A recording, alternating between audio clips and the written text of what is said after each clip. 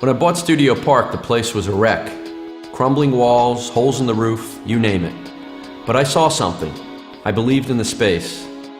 These old buildings, they tell stories. Studio Park was a former public warehouse built in the 1900s. All the big names in the area used space here.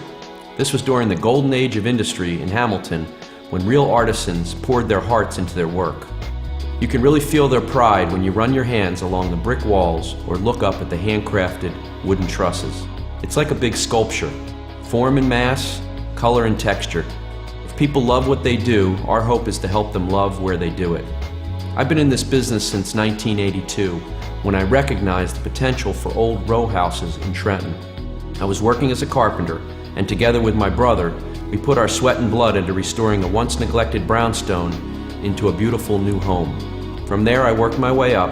I was renovating larger and more complex buildings, all the while gaining the trust of bankers, tenants, and my peers. I've always loved junk, found objects, and old signs. What I've tried to do with Studio Park is to bring back the glory of the building. When I bought it in the 90s, it was nothing more than an empty and raw warehouse. I envisioned a real community, startups rubbing elbows with old school businesses, artists displaying their work, next door to architects busy designing the buildings of tomorrow.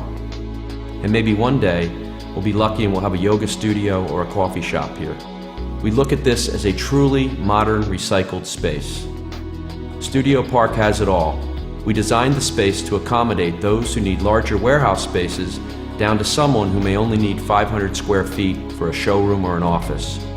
We provide the affordable, flexible option for businesses to grow while fostering an innovative networking hub. There's a real buzz about this place. Studio Park is leading the way for an arts and business revival in Hamilton. People are rediscovering these old buildings and creating something new out of them. It's part of the new Arts and Culture District, recently designated by the Township, which includes the grounds for sculpture and Hamilton train station.